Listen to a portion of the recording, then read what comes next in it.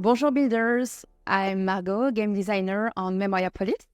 Let's take a look together inside the game. Memoriapolis is the perfect balance between city building, history, and strategy. In this game, you are the leader of a dynasty that builds and controls his city through 4 ages, which are Antiquity, Middle Ages, Renaissance, and the Age of Enlightenment. Your objective will be to settle your dynasty and make your city grow until you reach the status of capital of capitals.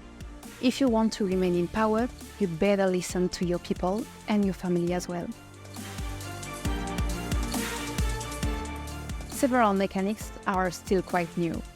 First, what sets the game apart is its system of organic growth based on the construction pattern of your palace city, which really adds to a realistic game experience.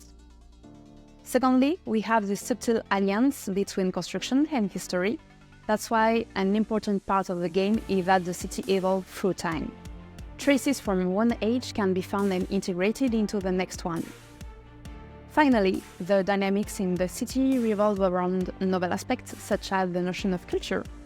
It's used to encompass communities with the same values and needs. We currently have 6 cultures that are represented, which are the military, religion, politics and production, trade, and education. Depending on what you build, it will affect the dominant cultures present in your city.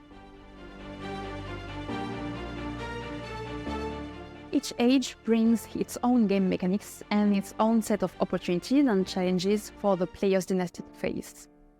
During Antiquity, you will get to start from scratch and familiarize yourself with all the important elements of the game. These include the expansion and the construction system, the factions, which are the major influential communities in the city, but also trade roads and politics. Just everything you need to know to build the best town ever. The age transition will impact the construction you've made previously, and you will need to decide what traces of the past you wish to keep. During the Middle Ages, for example, you can decide to keep or expand your antique ramparts to protect yourself from barbarian threats. Anyway, remember, your choices also shape your town's future. Ignoring or influencing the fall of Constantinople comes with consequences. Of course, we took inspiration from both large-scale city builders and strategic games using an historical background. We also base our work on a lot of documents and representation of historical capitals.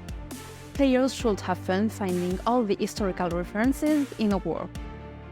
They should also enjoy having the choices between following the rules of an historic city or creating their own path. Your city is a growing, living city. Your inhabitants will have needs and expectations. Of course, you will have to ensure that they have sufficient resources to survive. To do so, at the beginning of the game, you will have to rely on buildings such as farm, cutting camps, and quarries to ensure your pioneers' livelihood. At times, factions may request decisions from you, and you will then face the choices to comply or disregard their desire, each with its own risk. Either way, you will face challenges from resource shortage to incidents that can threaten your position. No, it's top secret. But I can tell you that you will have to deal with historical events. For example, how will you react when the Black Death come knocking? And beyond that, you will also have to manage internal events such as riot and strike that could have you lose the game. But don't worry, carnivals and neighborhood festivals are never far away. You manage it through construction and political decision as well. Our team of game designers introduce different types of buildings with different roles in the game. Some represent the basis of your city's economy, others can boost the expansion of your town. Your final goal is to build one magnificent monument we call Wonder. Wonders show off your wealth and power through the ages. For example, you can build Notre Dame de Paris, the Leaning Tower of Pisa, and the Windsor Castle. As for politics, you have administrative and political centers to interact with your population. Take the Senatus, for instance. Once built, you can propose and fund decrees which will impact the town for short periods. citizens need a minimum level of what we call satisfactions to be happy. You have health, safety, belonging, esteem, and creativity. You can influence public satisfaction and its level by building the appropriate monuments. For example, during the Middle Ages, people would feel safer if you build a fortress. Depending on what you choose to do, bonuses and penalties of varying importance can be applied to your city, so always be aware.